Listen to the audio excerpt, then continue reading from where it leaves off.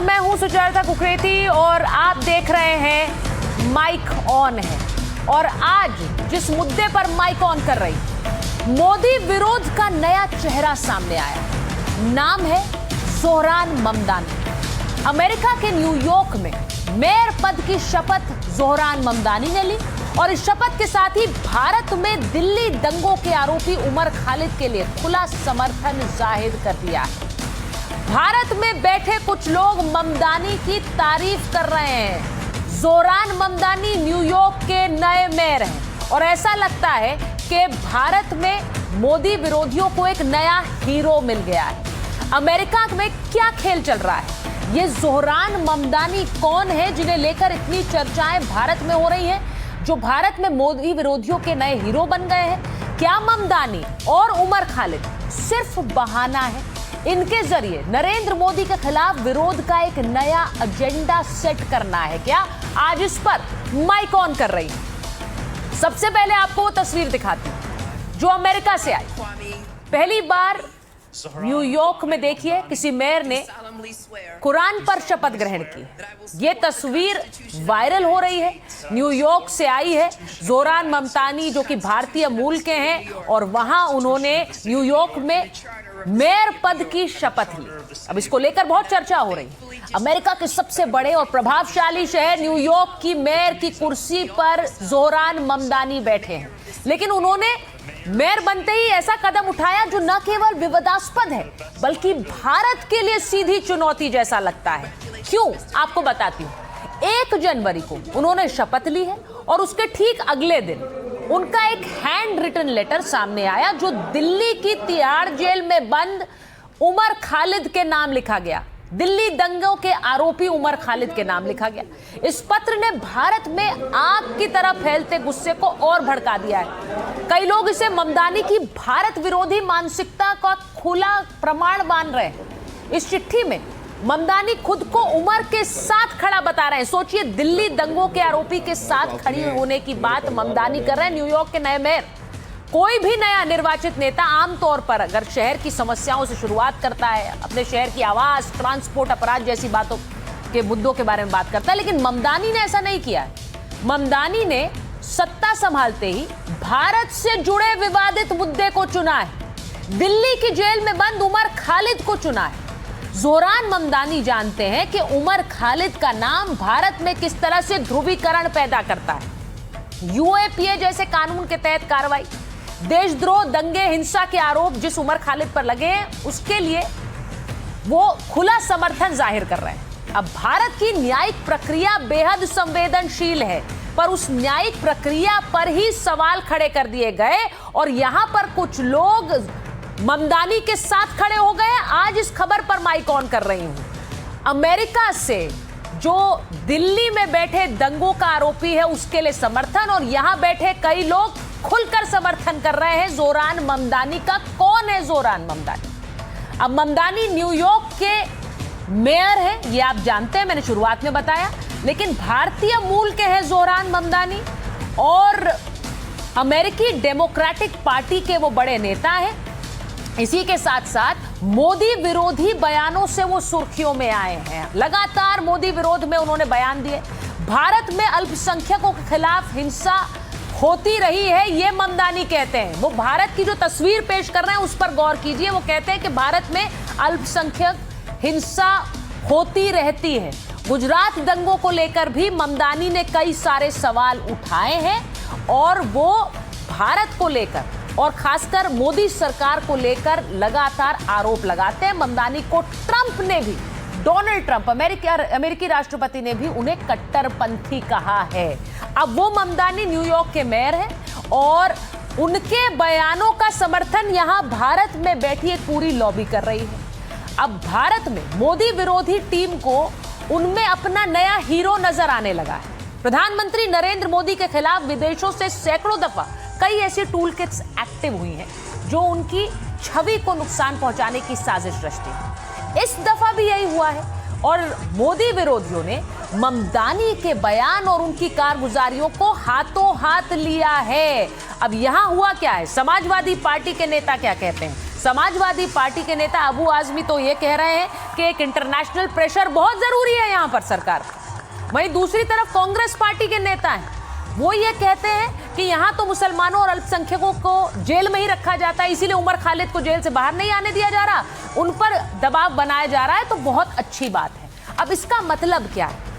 एक छवि ऐसी जाने दी जा रही है कि देश में जबरदस्ती दलितों और मुसलमानों के खिलाफ एक साजिश रची जाती है, उन्हें जेल में रखा जाता है। वहां न्यूयॉर्क के नए जो मेयर बन गए हैं वो इसका मुद्दा बना रहे हैं। नरेंद्र मोदी भारत के प्रधानमंत्री के खिलाफ वो लगातार बयानबाजी देते हैं और यहां पर बैठे कुछ लोग उन बयानों का समर्थन करते हैं। अब इसमें कौन गलत है, कौन सही है? मेरे बहुत सारे मेहमान मेरे साथ जुड़ रहे हैं, लेकिन सीधा सवाल यही है कि अमेरिका के नए मेयर क्या यहां मोदी विरोधियों के नए पोस्टर बॉय बन गए हैं? क्योंकि सत्ता में आते ही दिल्ली दंगों के आरोपी उमर खालिद का मुद्दा आखिर क्यों उठाया है? जल्दी से रिपोर्ट देखिए, उसके बाद मेरे मेहमानों के माइक ऑन करें। Zohran Kwame Mamdani. Zohran Kwame Mamdani. Do solemnly swear. Do solemnly swear. We can tell Andrew Cuomo that New York City is not for sale. New York के इतिहास में पहली बार ऐसा हुआ जब मुस्लिम मेयर चुना गया। I, Zohran Kwame Mamdani, do solemnly swear. do solemnly swear. नाम है जोहरान ममदानी। भले ही अमेरिका के लिहाज से नाम बड़ा है, लेकिन इस नाम का हिंदुस्तान के साथ अब तक विवादों भरा नाता रहा है। जोहरान ममदानी जब कुरान पर हाथ रखकर न्यूयॉर्क के मेयर की शपथ ले रहे थे, तब किसी ने सोचा नहीं था कि इस शपथ के ठीक बाद ममदानी ऐसा कांड करेंगे जिसका सीधा सरोकार दिल्ली की तिहाड़ जेल से जुड़ेगा। तिहाड़ जेल में दिल्ली दंगों के मास्टरमाइंड उमर खालिद बंद है और इसी उमर खालिद के लिए ममदानी का दिल धड़का है। बकायदा ममदानी एंड गैंग ने उमर खालिद के लिए चिट्ठी लिखते हुए उसके हाल पर चिंता जाहिर की है। ममदानी ने लिखा, डियर उमर, मैं अक्सर तुम्हारे उन शब्दों को याद करता हूँ जिनमें तुमने कड़वाहट को खुद पर हावी न होने की बात कही थी। तुम्हारे माता पिता से मिलकर खुशी हुई। हमें तुम्हारी चिंता है, हम सब तुम्हारे बारे में सोच रहे हैं। दरअसल खालिद के माता पिता दिसंबर 2025 में अमेरिका में थे और उन्होंने ममदानी से भी मुलाकात की। उमर खालिद की तिहाड़ जेल में मौजूदा स्थिति पर चर्चा की। दिल्ली से 7 समंदर दूर जब उमर खालिद का जिक्र हुआ तो हमारे ही देश के कुछ पार्टियों ने यह मुद्दा एक बार फिर उठा लिया। राहुल गांधी की कांग्रेस और अखिलेश यादव की समाजवादी पार्टी के नेताओं ने दिल खोलकर ममदानी की तारीफ की और उमर खालिद पर चिंता जाहिर की। मैं समझता हूँ उमर खालिद ने जानबूझकर कोई ऐसा काम कभी नहीं किया होगा कि पढ़ा लिखा इंसान है कि आपकी सांप्रदायिकता बढ़े, आपस में नफरत बढ़े, लड़ाई झगड़ा हो, ये तो मैं अच्छी तरह यकीन से कह सकता हूँ। जब नहीं मिला तो उनको एक उम्मीद की किरण नजर आई होगी, वहां पर गए होंगे। वो भी कोई ममदानी साहब को आगे जेल से बाहर तो निकाल नहीं देंगे। ममदानी साहब से राय बात हुई होगी साहब क्या करना चाहिए, इंटरनेशनल कोर्ट कोई होती है क्या, वहाँ कुछ होता है क्या, राय बात करने गए तो इसमें मैं समझता हूँ कोई गलत बात नहीं है। इसमें पूरा कम्युनल एंगल है, बदले की भावना है और उनको तुरंत बेल दिया जाना चाहिए। और बेल जो है रूल है, एक्सेप्शन नहीं है। और जब मुस्लिम और दलित इन लोगों का मामला आता है तो इसको बेल को एक्सेप्शन बना देते हैं, रूल नहीं होता। तो दुनिया की, भारत की बदनामी भी बहुत हो रही है। जब कांग्रेसमैन और सेनेटर्स कह दिए तो समझ लीजिए कि ग्लोबल न्यूज हो गई। जब विपक्षी दलों की ऐसी प्रतिक्रिया आई तो बीजेपी और विश्व हिंदू परिषद ने राष्ट्र विरोध को बढ़ावा देने वाली सोच पर सवाल उठा दिए। जोहरान ममदानी को भारत में कई इकोसिस्टम के लोगों ने अपना नया पोस्टर बॉय बना दिया है। भारत में संवैधानिक व्यवस्थाएं हैं और इसमें किसी विदेशी के हस्तक्षेप की हमें आवश्यकता नहीं है।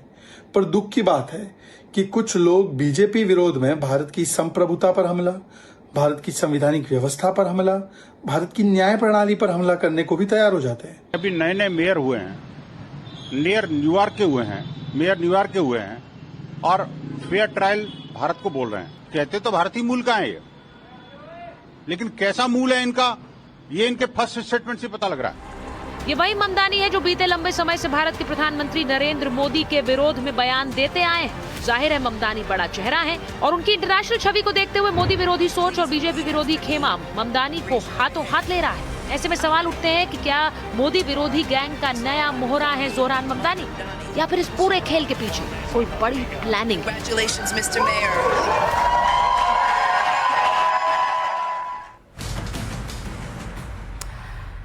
जो सवाल पूछ रही हूं आपको बताती हूं, जोहरान ममदानी का असल एजेंडा क्या है। वो बन गए हैं न्यूयॉर्क के मेयर, लेकिन वो न्यूयॉर्क की बात न करके सीधे पहले भारत और उमर खालिद के समर्थन में क्यों उतरे।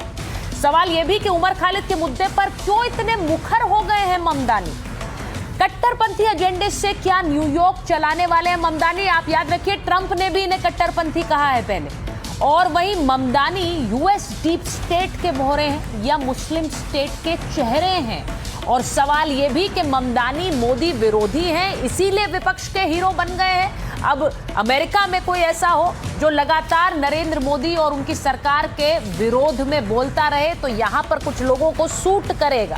मेरे साथ जो मेहमान जुड़ रहे हैं उनका परिचय आपसे कराऊंगी। हमारे साथ वीएचपी के राष्ट्रीय प्रवक्ता विनोद बंसल जी जुड़ रहे हैं, हमारे साथ वरिष्ठ पत्रकार अनंत विजय जी हैं, मोहम्मद फैज खान है, अध्यक्ष हैं एमआरएम के, हमारे साथ जुड़ रहे हैं अतीकुर रहमान साहब, इस्लामिक स्कॉलर हैं, स्क्रीन पर लीजिए उन्हें, मौलाना साजिद रशीदी साहब जुड़ रहे हैं, अध्यक्ष हैं ऑल इंडिया इमाम एसोसिएशन के, और सैयद जवाद राजनीतिक विश्लेषक हैं, कांग्रेस का विपक्ष रखते हैं। मैं जरा शुरुआत इसी बात से कर रही हूँ। अतीकुर रहमान साहब, जरा आपसे शुरुआत कर लेती हूँ आज। ये जरा बता दीजिए, जो अमेरिका में न्यूयॉर्क के मेयर बनते हैं, उसके बाद एक पूरी लॉबी यहाँ इतनी खुश क्यों हो जाती है। इसलिए खुश हो जाती है क्योंकि ये लगातार नरेंद्र मोदी के विरोध में बोलते आए हैं, वो नरेंद्र मोदी के खिलाफ बयान देते आए हैं, तो यहाँ पर लोगों को खुश होने का मौका मिलता है। वाह, देखिए ऐसा आदमी तो बैठ गया अमेरिका में मेयर बन के।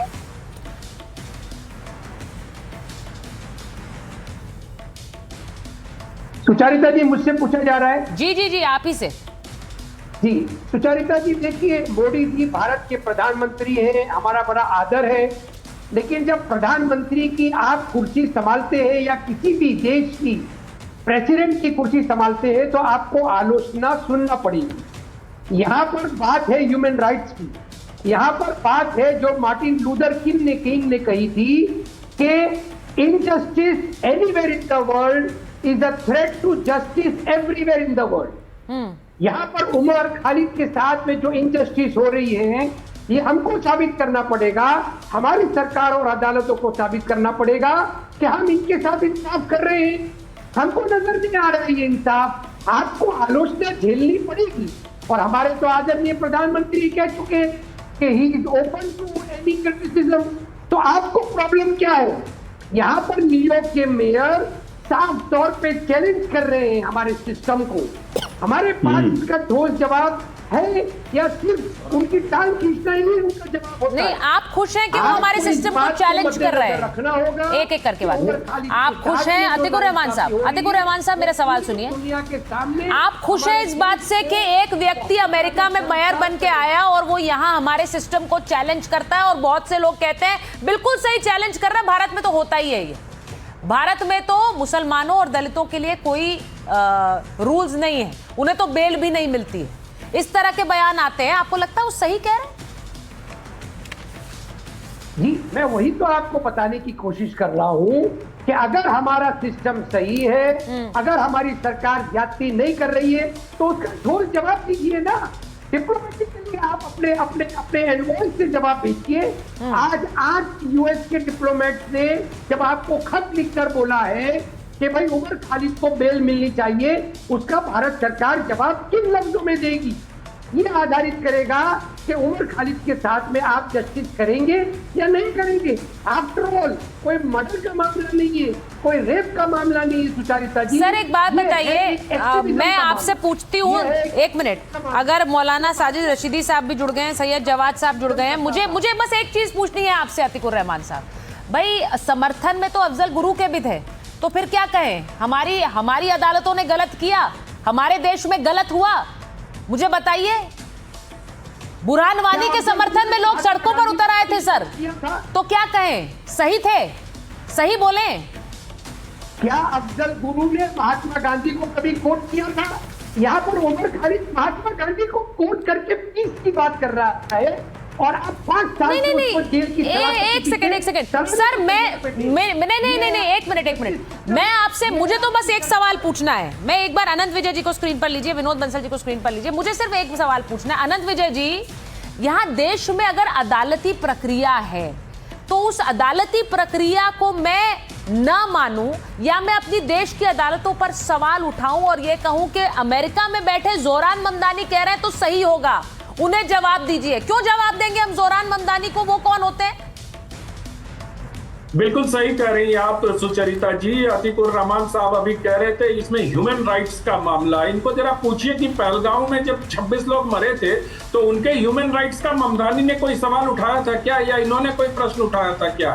उनका कोई ह्यूमन राइट्स था या नहीं था जिसमें एक पत्नी मतलब धर्म पूछ के जब हत्या की जा रही थी, तब तो आपको कोई मानवाधिकार की चिंता नहीं हुई। और ममदानी तो आईसी के लिए जाने ही जाते। मुझे हैरानी इस बात पे हो रही है कि ये सब लोग हमारी देश की न्यायिक व्यवस्था पे प्रश्न चिन्ह लगा रहे हैं, जिसका कोई अधिकार ममदानी को नहीं है, ना ही अतीकुर रहमान जैसे व्यक्तियों को है कि वो उसकी परोक्ष रूप से वकालत करें और कहें कि डिप्लोमेटिकली जवाब देना पड़ेगा।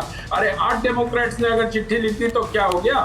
ये वही इकोसिस्टम है सुचरिता जी जो 2002 के बाद नरेंद्र मोदी को गुजरात जाने के वीजा देने के लिए मना करने के लिए अमेरिका की लगातार लगाता रहा था। आपको याद दिला रहा हूं मैं इसलिए क्योंकि इनको लगता है और इनको यह भी देखना चाहिए कि उमर खालिद ने अपनी बेल पिटीशन कितनी बार वापस ली है, ये आपको नजर नहीं आता।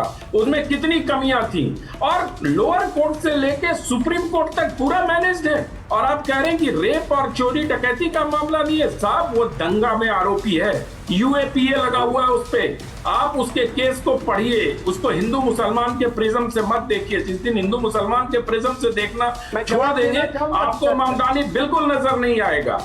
नहीं, मैं इस पूरे मुद्दे पर एक बार ये जरूर पूछना चाहती हूँ कि जोरान ममदानी जब न्यूयॉर्क के मेयर बन गए, वो अपने आप को वामपंथी कहते हैं, लेकिन मुझे समझ नहीं आता वो बड़े सेलेक्टिव हैं अपने मुद्दों को लेकर। वो कौन से मुद्दे उठाएंगे? उन्होंने यहाँ पर शपथ ली और शपथ लेती उन्होंने उमर खालिद की बात की। इस वक्त पूरी दुनिया में बांग्लादेश में जो हिंसा हो रही है उसकी चर्चा है, लेकिन उन्होंने वो मुद्दा नहीं उठाया है, वहां पर उन्होंने कोई संदेश नहीं भेजा है। सवाल ये है कि एक व्यक्ति जो भारतीय मूल का है, जो कंसिस्टेंटली सवाल उठाता है, जरा सैयद जवाद जी को लीजिए स्क्रीन पर, विनोद बंसल जी को लीजिए। मैं आपसे पूछ रही हूँ सैयद जवाद साहब, क्या यहाँ भारत में बैठे कुछ लोगों को इसीलिए अच्छा लगता है क्योंकि ये तो वो व्यक्ति है जो नरेंद्र मोदी के खिलाफ आवाज उठाता है, जो नरेंद्र मोदी के लिए बयान देता है, तो इसीलिए यहाँ पर कुछ लोगों के लिए वो हीरो है? मेन कारण यही है। जवाद साहब की आवाज नहीं आ रही। आपको और पूरे देशवासियों को जो है बहुत बहुत शुभकामनाएं। देखिए, जिस मौजू के ऊपर हम लोग डिबेट कर रहे हैं, इस मौजू के ऊपर भारत सरकार को जवाब देना चाहिए। और अब तो मैं कहूँगा कि भारत का डंका जो है वो अंतर्राष्ट्रीय लेवल पे भी हो रहा है कि बताइए कि मानवाधिकार की हम एक बड़ी नज़ीर थे। हाँ। भारत का जो सिस्टम था, भारत की जो नज़ीर थी, वो गांधी जी की आइडियोलॉजी को जो मानने वाले लोग हैं, गांधी जी के महत्व को जानने वाले हैं, ह्यूमन राइट्स की बड़ी एक ताकत के तौर पर भारत को देखा जाता है। और भारत की सर्जिकल इमाम के वजह से और इंसानियत के लिए और मानवता के लिए और दिल्ली में कितने हिंदू मारे गए, कितने घर फूंक दिए। एक मिनट विनोद जी, मैं एक एक करके बात करूंगी। 1 मिनट पहले उनको बात रखने दीजिए, फिर आ रही हूँ आपके पास। हाँ, इस देश के अंदर ये बात कहने वाली है और जोर से भी कहना चाहिए कि इस देश में 2014 के बाद से यहाँ के अल्पसंख्यकों के ऊपर, दलितों के ऊपर, ओबीसी समाज के लोगों के ऊपर, महिलाओं के लिए इंसाफ के लिए देर होती है, देर लगती है। और ये मेरी बात नहीं, सुप्रीम कोर्ट के 4 सिटिंग जज आकर के निकल के प्रेस कॉन्फ्रेंस करते हैं और कहते हैं कि सब कुछ ठीक नहीं चल रहा। तो हमें अपने देश की चिंता करनी चाहिए और हमें न्याय व्यवस्थाओं पे यकीन है। लेकिन आप सोचिए, जिस केस में उमर खालिद को डाला गया है यूएपीए लगा करके, क्या ट्रायल हो रहा है? हम न्याय की तवक्को किससे रखें? हम न्याय की उम्मीद किससे रखें? जिसका नाम लिया आपने उन्हीं से रखें। मैं तो ये, आप ये मानते हैं कि नहीं जवाद साहब कि इस देश में, भारत जैसे देश में जहां आतंकियों को भी ट्रायल मिलता है, आतंकियों को भी, वहां पर ऐसी आवाजें भी उठती हैं जो आतंकियों के समर्थन में भी होती है और उन्हें भी फेयर ट्रायल देने की कोशिश होती है, वहां पर भी आप ये कह रहे हैं कि हम न्याय के लिए कहां जाएं? आप न्याय के लिए जोरान ममदानी के पास जाएंगे, वो दिलाएंगे न्याय यहाँ पर अल्पसंख्यकों को? आपकी बातों से तो ऐसा ही लग रहा है। नहीं, आप पस मंजर दूसरा निकाल लेंगे और दूसरा निकाल लें। मेरा कहने का अर्थ ये है कि 2014 के बाद से, और मैं बहुत वाज़ेह तौर पर इस बात को कह रहा हूँ कि जो इंसाफ का पैमाना था, जो इंसाफ का तराजू था, वो एक तरफ बराबर रखता था। लेकिन इस बार 2014 के बाद से लगातार सुप्रीम कोर्ट के जजों के ऊपर टिप्पणी भी करी गई। किसने करी? मौजूदा सरकार में बैठे हुए लोगों ने करी। इस देश की जुडिशियल प्रोसेस की तो धज्जियां भी लोगों ने उड़ा दी। 6 दिसंबर 1992 को सुप्रीम कोर्ट के जजों के ऊपर टिप्पणी करना, सुप्रीम कोर्ट के ऊपर टिप्पणी करना, संविधान की प्रतिलिपियां जलाना, तिरंगे का अपमान करना, ऐसे भी हमारे पास नज़ीरें मौजूद हैं। लेकिन ऐसे लोगों पर क्या कार्रवाई हुई अभी तक? खुलेआम यहाँ पर धमकियां दी जाती हैं, खुलेआम यहाँ पर जो है बातें। जोरान ममदानी जब एक जोरान ममदानी मेयर बनते हैं तो बहुत से ऐसे नेता हैं देश में जो कहते हैं देखिए कितनी अच्छी बात है, न्यूयॉर्क में एक मुसलमान मेयर बन गया है। मुझे हैरानी इसलिए होती है क्योंकि भारत जैसी व्यवस्था में तो कोई भी व्यक्ति किसी भी पद तक पहुंच सकता है, सर्वोच्च पद तक पहुंच सकता है। लेकिन यहाँ वाहवाही इस बात की करते हैं कि देखिए जोरान ममदानी मेयर बन गए अमेरिका के। भारत जैसी व्यवस्था तो कहीं नहीं है। वहां पर जब बराक ओबामा राष्ट्रपति बने थे तब उस समय ये चर्चा हुई थी कि देखिए पहले अफ्रीकन अमेरिकन, जिस तरह से एक बराक ओबामा के राष्ट्रपति पद पर पहुंचने की बात हुई, उस समय कितनी चर्चाएं हुई। और लेकिन मैं इस बात को इसलिए पूछ रही हूं विनोद बंसल जी, जोरान ममदानी को लेकर फैज साहब बैठे हुए, फैज जी को भी मैं देख रही हूँ, जरा बताइए विनोद जी, ये आपने बोला कि जोरान ममदानी को इस पूरे मुद्दे पे लेकर आना यानी कि एक सोच दिखाता है। कौन सी सोच दिखाता है? देखिए, दो बातें बड़ी महत्व की हैं। एक तो आपके जो मुस्लिम स्कॉलर बैठे थे उन्होंने ये कहा था कि अपने यूएस एम्बेसी ने कहा है, उसका जवाब देना चाहिए। यूएस एम्बेसी ने कुछ नहीं कहा, सरकार ने कुछ नहीं बोला इस बारे में। ये थोड़ा करेक्शन कर लें इसको। दूसरी बात यह है कि जो लोग पत्र लिखने वाले हैं या जो लोग बोलने वाले हैं उनका प्रेसिडेंस अगर आप चेक करेंगे तो वो क्लियर हो रहा है। आपने खुद भी कहा इस बात को। लेकिन साथ ही साथ आपको याद है कि जब जिस दिन इलेक्शन रिजल्ट आया था उसके दूसरे तीसरे दिन ही न्यूयॉर्क की सड़कों पर रोड ब्लॉक करके नमाज पढ़ी गई थी। आपको याद है? अमेरिका के इतिहास में शायद पहली घटना थी और उसको लेकर के बहुत चर्चा हुई कि ये जो कट्टरपंथी सोच है ना जी, वो सोच के साथ बंदा आगे बढ़ रहा है। और आप देखिए कि उसके सामने सारा सिस्टम उनका सरेंडर कर दिया। लेकिन भारत में ऐसा नहीं होता ना जी। भारत में तो 3:30 बजे तक, रात को 3:30 बजे तक मानी सर्वोच्च न्यायालय खुला रहता है कि कहीं आतंकवादी को कहीं कोई गलत आदमी ना फंस जाए, और आतंकवादी को अल्टीमेटली फांसी होती है। लेकिन जब आतंकवादियों को फांसी लगती है फिर भी इन जिहादियों का झुंड जो है वहाँ पर उसके जो जनाजे में निकलता है। आप सोचिए ना, एक्सट्रीम पोजीशन देखिए। जिस थाली में खाते हैं उस थाली में छेद करने की जो पुरानी प्रवृत्ति है ना, वो इतनी गंदी है इस समय भारत के अंदर कि आप देखिए कि जो व्यक्ति जो है ना, जो आप अभी देखिए कि जो अभी सेंट्रल जेल में है, जेल में बैठा हुआ व्यक्ति को कौन कवर फायर देने का काम कर रहा है। और वो एक तो वहां ममदानी और यहाँ पर जिहादियानी, ये सारे के सारे लोगों का इकोसिस्टम समझिए। ये टूल किट गैंग है ना, वो पूरी की पूरी हमारे सिस्टम पर क्वेश्चन लगा रही है। और आप देखिए कि जब ये यहाँ से बोलते हैं, क्या कांग्रेसी हो, सपाही हो या ये जिहादी हो, तो पाकिस्तान में, बांग्लादेश में, अफगानिस्तान में तालियां बजती हैं। अब वो अमेरिका में जो बोल रहा है, यहाँ पर भारत में तालियां बज रही हैं। आप देखिए ना, जो कांग्रेसी नेता जाकर के अमेरिका में जाके भारत को बदनाम करते हैं और वो इस पर यहाँ पर ताली बजाते हैं लोग। और वही इकोसिस्टम अभी ममदानी के माध्यम से खड़ा कर दिया इन्होंने। ममदानी को वहाँ बोलेगा तो ऐसा लगता है जैसे भारत के ऊपर हमला कर दिया। अरे भैया, औकात क्या है उस ममदानी की, समझ लो। देखिए एक बात बता दूं आपको, ये देखिए उसने जो है ना, एक तरफ उसने कुरान के ऊपर हाथ रख करके शपथ ली है, तो वहीं दूसरी बात आपको समझना पड़ेगा कि वो जो सर्जिल इमाम और ये उमर खालिद हैं, उन्होंने अल्लाह का नाम लेकर के भारत के टुकड़े करने की बात कही थी। आप सोचिए, मुझे ये सवाल इसीलिए उठा रही हूँ क्योंकि देश में एक न्यायिक प्रक्रिया पर क्या भरोसा नहीं है कि आपको एक अमेरिका में बने मेयर के पास जाना चल रहा है। फैज साहब के पास जा रही हूँ। क्या रशीदी जी आ गए तो बताइए मुझे। फैज साहब, एक सीधा सवाल, 1 मिनट। फैज साहब, जिस तरह के बयान दिए गए हैं जोरान ममदानी द्वारा, इससे पहले उन्होंने ये कहा, राम मंदिर का भी विरोध किया। उन्होंने ये भी कहा कि जो भारतीय प्रधानमंत्री है उनके बारे में कई तरह की आपत्तिजनक उन्होंने बातें कही। इससे पहले उनके कई ऐसे बयान हैं जो भारत को लेकर सवाल उठाते हैं, मौजूदा सरकार को एक तरह से डेंट करने की कोशिश करते हैं। ठीक है, लेकिन उसी के साथ साथ अब जब वो मेयर बनते हैं तो यहां से एक धड़ा वहां चला जाता है इंसाफ की गुहार लगाने। यहां की अदालतें नहीं है क्या? क्या जरूरत है? इनका भारत विरोधी चेहरा एक्सपोज हो चुका है। बिस्मिल्लाहिर्रहमानिर्रहीम रब्बिश रहली सदरी व यस्सिरली अमरी वहलुल उक़दतम मिन लिसानी यफ़क़हू क़ौली। बिरादरान आलम, अस्सलाम वालेकुम रहमतुल्लाहि व बरकातहू। Long live India, long live Indo US relationship. Mister Zohran Mamdani, my name is Mohammad Faiz Khan, a patriot Muslim from India. I want to ask a question to you. Can you build a statue of Osama bin Laden at Times Square, New York? No, because he is terrorist for your country. He attacked on your country. Like this, the Umar Khalid Sharjil Imam is the anti-national element of India. They plan to break the India, so Indian army will break their bones. So kindly don't interfere in our internal matter. अब एक बात और समझ लीजिए, मैं बताना चाहूंगा, 10-20 सांसदों ने चिट्ठी लिखकर भेज दी कि उमर खालिद को छोड़ दो, तो हम छोड़ देंगे क्या? मैं दुनिया के 100 सांसदों से अगर लिखवा के दे दूं न्यूयॉर्क के मेयर को कि भाई ओसामा बिन लादेन की प्रतिमा टाइम स्क्वायर में लगा दो, वो लगा देगा क्या? भाई हमारे देश की अस्मिता, हमारे देश की अखंडता के मैटर पे हम कोई समझौता नहीं करेंगे और किसी से हमको वो भी नहीं चाहिए। हाँ। अच्छा, इस बात से ये पता चल चुका है, इसके पहले के वक्ता ने जो बात कही बिल्कुल ठीक कही। इन लोगों ने नारा भी क्या लगाया था?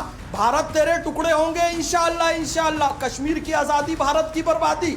तो ज़ोहरान ममदानी भी वो उसी वर्ल्ड वाइड जो एक नैरेटिव की बात कर रहा है कि मैं ही सही हूं, मेरा ही धर्म सही है और उमर खालिद मुसलमान है, इसलिए मैं सपोर्ट करूंगा। कल को यहां पर बैठकर जो लोग ज़ोहरान ममदानी का सपोर्ट कर रहे हैं, कोई मुस्लिम यहां पर अटैक करता है तो मुसलमान होने के नाते वो उसका सपोर्ट कर लेंगे, यानी आतंकवादियों से मिल जाएंगे। और कुछ लोग ऐसा करते भी रहे हैं, आतंकवादियों को मासूम और भटका हुआ नौजवान बता रहे हैं। ठीक है, जवाब सुन लीजिए। और उमर खालिद क्लियर कट कह रहे हैं कि मवाद डालने के बाद जवाब नहीं, रुकिए ना, उनकी बारी है, अब आ रही हूं आपका सपोर्ट कर रहे हैं ये लोग बैठकर यहां पर। ये जो नैरेटिव है, आपको लग रहा है वो नैरेटिव आपस में जुड़ रहे हैं इसीलिए सपोर्ट कर रहे हैं? जो फैज खान बोल रहे हैं, जवाद साहब जरा उसका जवाब दे दीजिए। देखिए सुचारुता जी, अभी इन्होंने उसामा बिन लादेन का जिक्र कर दिया। अरे उसामा बिन लादेन के समर्थक भारत आकर के दमपुक बिरयानी खा करके जा चुके हैं और अपने विदेश मंत्री एस जयशंकर साहब से हाथ मिला के, गले मिल करके बहुत अच्छे से रुखसत होकर के गए। तो ये मत कहिए। और कल को ज़ोहरान ममदानी इंडिया आएंगे तो वैसे ही उनको रेड कारपेट वेलकम दिया जाएगा जैसे आपने तालिबान के आए हुए विदेश मंत्री मुत्तकी साहब को दिया था। तो ये बड़ी बड़ी बातें चैनल पे आकर के और विदेश नीति के ऊपर सवाल खड़े करना ये मत करा करिए। अभी आपको विदेश नीति समझने में वक्त लगेगा, डिप्लोमेसी को समझिए, गंभीर विषय है। हमारे गवर्नमेंट और हमारी जो सुरक्षा एजेंसियां डिसाइड करेगी वो होगा, लेकिन भारतीय होने के नाते मेरा एक फर्ज है कि मैं अपने हिसाब से विरोध करूं। जैसे कि पिछले महीने में गल्फ कंट्री गया था, यूएई, सऊदी वगैरह गया था बहरीन, वहां से मैं एक टोपी खरीद के लाया। आज जुमे के दिन पहनने की सोचा तो देखा मेड इन बांग्लादेश लिखा है, तो भैया मैंने उसको फेंक दिया। आवाज बात नहीं समझ आ रही, दोनों एक साथ बोल रहे हैं। रुकिए रुकिए रुकिए रुकिए रुकिए, एक एक करके बोलेंगे, एक एक करके बोलेंगे। जवाद साहब एक मिनट रुकिए। ठीक है, मुंह नहीं खोल पाओगे फिर। ठीक है, नहीं ऐसे बात नहीं समझ आ रही। सैयद जवाद साहब रुकिए जरा, एक मिनट। मैं जरा फैज साहब, आपने जो बात बोली है वो बड़ा, देखिए बड़ा गंभीर मुद्दा है। जरा मैं अनंत विजय जी के पास एक बार जाऊंगी। फैज साहब, जो उन्होंने सैयद जवाद साहब ने सवाल पूछा वो गलत नहीं पूछा है, इसीलिए मैं अनंत विजय जी आपसे पूछूंगी। जो जवाद साहब कह रहे हैं कि न्यूयॉर्क के मेयर हैं वो, अगर वो भारत आएंगे तो भारत उन्हें एक तरह का एक प्रोटोकॉल और एक स्वागत जरूर देगा, लेकिन इसी के साथ साथ डोनाल्ड ट्रंप भी भारत के खिलाफ जब कोई बयान देते हैं तो क्या भारत में हम उसकी चर्चा नहीं करेंगे क्या? मैं इसलिए ये पूछती हूं क्योंकि डोनाल्ड ट्रंप ने टैरिफ्स लगाए, हमने उसकी चर्चा यहां की, हमने इसके बारे में बात की। इसका मतलब ये नहीं है कि हम बोलने लगे क्योंकि वो अमेरिकी राष्ट्रपति हैं तो वो सही कर रहे होंगे। नहीं, हम सवाल उठाएंगे। हमारी अर्थव्यवस्था को एक तरह से ब्रेक लगाने की अगर कोशिश की जाती है टैरिफ के जरिए तो सवाल उठाएंगे। उसी तरह से अगर यहाँ एक न्यायिक प्रक्रिया है, कोर्ट्स हैं और वो दिल्ली दंगों को लेकर एक मामले की सुनवाई कर रहे हैं, उसमें अगर कोई विदेशी हस्तक्षेप होगा तो उस पर हम बोलेंगे। ये अभी फैज साहब को डिप्लोमेसी सिखा रहे थे। जवाद साहब को स्वयं डिप्लोमेसी सीखने की जरूरत है। आपने बहुत अच्छे तरीके से उसको एक्सप्लेन कर दिया, मुझे करने की आवश्यकता नहीं है। लेकिन सुचरिता जी, एक बात मेरी समझ में नहीं आता कि इनके उमर खालिद के माता पिता अमेरिका जाते हैं, अमेरिका जाकर ममदानी से मिलते हैं, उनसे अपील करवाते हैं, उसी टाइमिंग के हिसाब से 8 सांसद वहां के जो डेमोक्रेट हैं वो चिट्ठी जारी करते हैं। ये है क्या? ये क्या सुचिंतित और सुनियोजित नहीं है? और यहाँ भारत में बैठकर कुछ लोग वो जो क्या कहते हैं cheerleaders of Umar Khalid हैं। आपको याद होगा कुछ दिनों पहले जब उमर खालिद जेल गए थे 5 वर्ष पहले, तो इसी देश में एक व्यक्ति ने लिखा था उमर खालिद इज माई सन। तो सबकी अपनी अपनी सोच है भाई, सब अपने अपने सोच पर बोलेगा। फैज साहब भी बोलेंगे, मैं भी बोलूंगा। लेकिन मुझे सिर्फ इतना ये चीज देख के हैरत होती है कि अमेरिका का एक मेयर, चाहे उसको भारत सरकार कितनी भी प्रोटोकॉल दे दे, कुछ कर दे, मुझे नहीं पता, लेकिन उस मेयर को यह समझ नहीं आता जब उसी के देश में चार्ली किर्क का फ्रीडम टी शर्ट पहन के जेनी नाम की महिला जाती है तो उसको लोग हुट करते हैं। और उसका नतीजा देख चुके हैं कि 1 घंटे के अंदर $2.5 लाख क्राउड फंडिंग हो जाती है। तो ये ममदानी को ये समझना होगा कि जो खतरनाक खेल वो खेल रहे हैं उसका कोई बहुत सकारात्मक परिणाम पूरी दुनिया में दिखाई देगा, ऐसा नहीं होगा। असल उमर खालिद के माता पिता गए थे अपनी बेटी के यहाँ या जो भी जिस तरह की खबरें आ रही, लेकिन उनको आधे घंटे का अकेले में समय दिया गया और हैंड रिटन लेटर दिया गया। बारे ममदानी साहब, आज तक मैं इसको इस तरह से भी देखती हूँ, उनका दिल नहीं पसीज रहा। नहीं, तो मैं सेलेक्टिव इसी को कहते हैं। एग्जैक्टली मैं यही कह रही हूँ कि भारत पर एक तरह से ब्रेक लगाने की भी ये कोशिश होती है। जब आप इस तरह की बयानबाजी करते हैं, आप भारत सरकार पे और भारत पर एक ब्रेक लगाने की कोशिश करते। जवाद साहब आप सर हिला सकते हैं, लेकिन एक बार मैं जरा अतिकुर रहमान साहब के पास जाऊंगी। अतिकुर रहमान साहब, जब आप ये करते हैं, आपको अगर राइट्स के बारे में बोलना है तो उइगर मुसलमानों के भी राइट्स हैं, उन पर भी बोलिए आप। मुझे नहीं पता है जोहरान ममदानी ने कितनी बार उनके बारे में बोला। आपको अगर बोलना है तो आप बलोचों की हत्या पर भी बोलिए, आप बांग्लादेश की हिंसा पर भी बोलिए। लेकिन जब ये सिलेक्टिव जो बोलते हैं, और यहाँ पर बहुत लोग बोलते हैं हाँ सही बोलते हैं, बिल्कुल सही कर रहे हैं, तो वहां पर वो अपना साध रहे हैं हित, और यहाँ पर लोग अपना हित साध रहे हैं। उन्हें पता है यहाँ पर मोदी पर अटैक करो हमारे लिए काम करेगा। सुचरिता जी, अमेरिका में भी भारत के ऊपर अतिकुर रहमान साहब। सुचरिता जी देखिए, प्रधानमंत्री भी हमारे बहुत सारे इश्यूज के ऊपर बोलते हैं और नहीं भी बोलते हैं। ये इल्जाम अगर जोहरान ममदानी पे आप लगा रही हैं तो ये इल्जाम तो बहुत सारे हमारे नेताओं पे भी लगता है। अलबत्ता फैज साहब को मैं समझाना चाहूंगा कि for your kind information, Zohran Mamdani knows Hindi.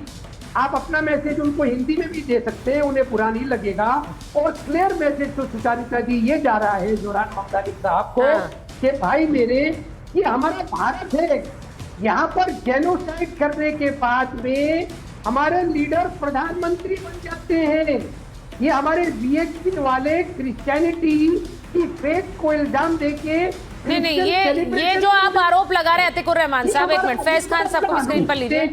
नहीं, ये जब आप खुद ही यहाँ बैठे हुए देश में ये बात बोलेंगे अतिकुर रहमान साहब, तो मैं किसी और के पास क्या ही बोलूं। नहीं, आपने ये आरोप कैसे लगा दिया जब देश की अदालत ने नहीं लगाया?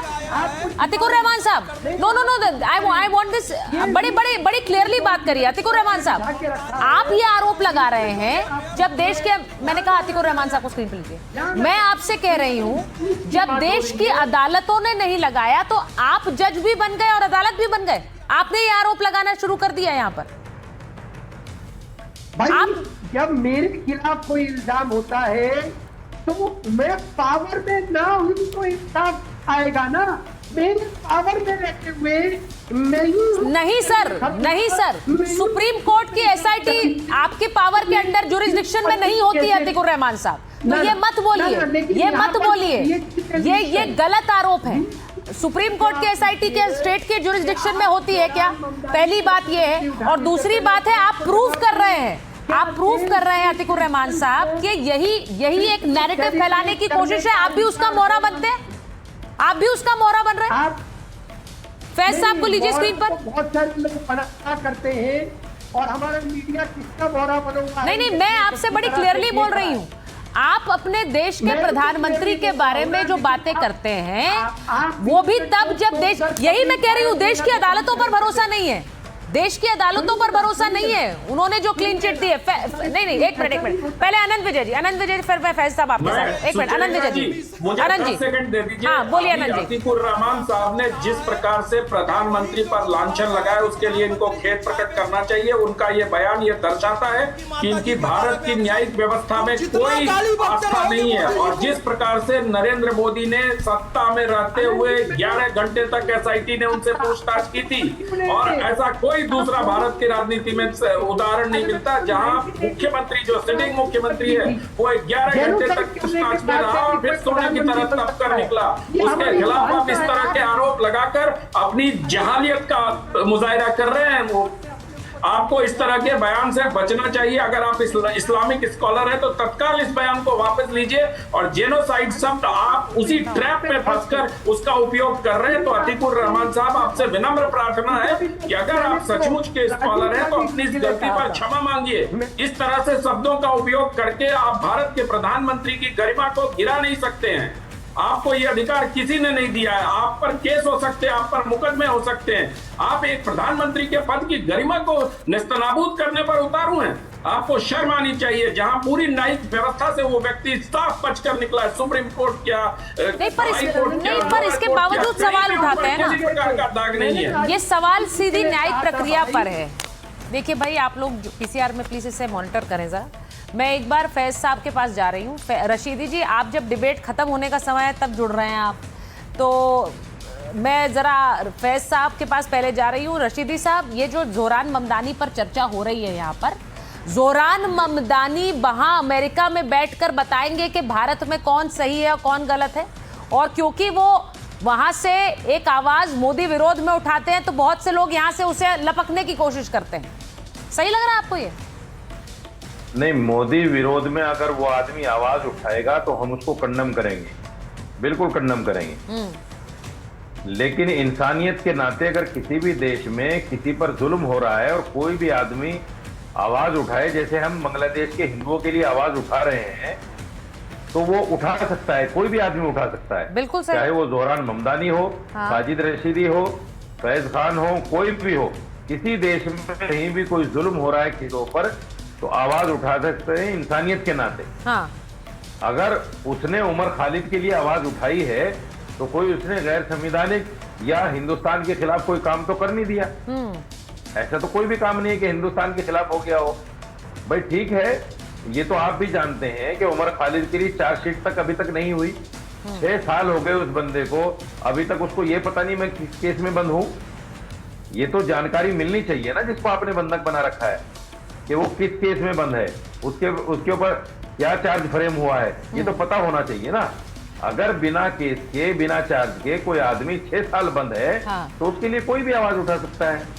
नहीं, एक बात मुझे बताइए, एक उमर खालिद दिल्ली दंगों के आरोप में जेल में बंद हैं, उस एक इंडिविजुअल के समर्थन में जोरान ममदानी जो न्यूयॉर्क के मेयर है आवाज उठा रहे हैं। देश में और कोई ऐसा व्यक्ति नहीं है या फिर लोगों पर अत्याचार नहीं हो रहे हैं। सवाल इसलिए उठता है कि उन्हें सिर्फ दिल्ली दंगों में आरोपी उमर खालिद नजर आया, न्यूयॉर्क के नए मेयर को। उन्हें और कोई मुद्दा इस दुनिया में नजर नहीं आया। भारत के आगे पाकिस्तान में, बांग्लादेश में, इतने देशों में कोई मुद्दा नहीं नजर आया उन्हें। फैज खान साहब, उन्हें सिर्फ उमर खालिद नजर आया है। मुझे जवाब देने दीजिए सुचारिता, मुझे जवाब देने। आ रही हूँ सर, एक क्लियर कट। और साजिद रशीदी साहब जो बोल रहे हैं ना कि जुल्म के खिलाफ आवाज उठाना चाहिए, तो जुल्म के खिलाफ आवाज उठाता। कश्मीर में 1990 में हिंदुओं पे जीनोसाइड हुआ, उस जुल्म के खिलाफ आवाज उठाता। आज भी दिल्ली के कई ऐसे इलाके हैं जहां से हिंदुओं को अपना घर छोड़ के जाना पड़ रहा है, उस पर आवाज उठाता। मुर्शिदाबाद में 500 हिंदू परिवारों को अपना घर छोड़कर जाना पड़ा, तब आवाज उठाता। जो यहाँ पर धर्म का परिवर्तन करने वाली मिशनरियां काम कर रही है भारत में और जुल्म सितम कर रही है, मानसिक रूप से लोगों को पंगु बना रही है, उसके खिलाफ आवाज उठाता। लेकिन भारत में एक अपराधी जो न्यायिक प्रक्रिया के तहत कोर्ट ने उसे जेल में रखा हुआ है और वो भारत को तोड़ने का और दंगों का आरोपी और एंटी नेशनल एलिमेंट है, उसके लिए यदि वो आवाज उठा रहा है, सुचरिता जी सावधान होने की जरूरत है। फिर से कह रहा हूं, ये टीआरपी का खेल नहीं है। ये लोग पूरी दुनिया को एक ही रंग में रंगना चाहते हैं और साजिद रशीदी जैसे लोग भी उसी टीम के गुर्गे हैं।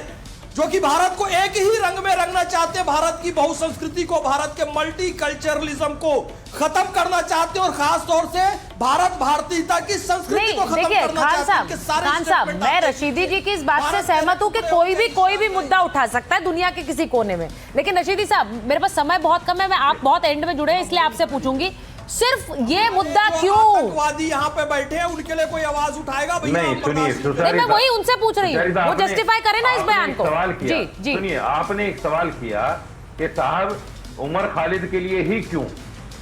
हाँ? मैं भी यही सवाल करता था आज से 8 दिन पहले तक कि बांग्लादेश के हिंदुओं के लिए ही क्यों? यहाँ जो मुसलमान मर रहा है, यहाँ जो दलित मर रहा है, उसके लिए क्यों आवाज नहीं उठती? कल लखनऊ में सर यहाँ पर मुसलमानों का या दलितों का जिनोसाइड नहीं हो रहा है। रशीदी साहब please do not equate the two, आप दोनों की तुलना मत कीजिए। आप ऐसा करके नरसंहार और जिनोसाइड की परिभाषा बदलने की कोशिश करते हैं और सर आप ये कर अपने देश की बदनामी कर रहे हैं। आपकी बात ये मत कहिए, लिंचिंग गलत है, वो हिंदू की हो या मुसलमान की, लेकिन प्लीज ये मत कहिए ये नरसंहार नहीं है, ये जीनोसाइड नहीं है, ये मत कहिए, ये मत कहिए। और ऐसे में आप जीनोसाइड की परिभाषा बदल रहे हैं। वहां जो हो रहा है वहां पर धर्म देखकर हत्या हो रही है, वो जीनोसाइड है। से ला रहे हैं आप, क्या कह रहे हैं आप ये रशीदी साहब? मुझे बस ये लगता है ये देखिए, यही परिभाषाएं बदल देते हैं, परिभाषाएं बदलकर मतलब बदल जाता है और पूरा कॉन्टेक्स्ट बदल जाता है। सीधी बात यह है कि देश में एक न्यायिक प्रक्रिया है और हम सब उस पर भरोसा करते हैं और उसके तहत हर व्यक्ति को न्याय मिलेगा, ये हमारी एक मौजूदा सोच है और इसमें विश्वास बनाए रखना पड़ेगा। किसी जोहरान ममदानी का इंतजार नहीं करना है हमें न्याय के लिए। बहुत बहुत धन्यवाद आप सबका।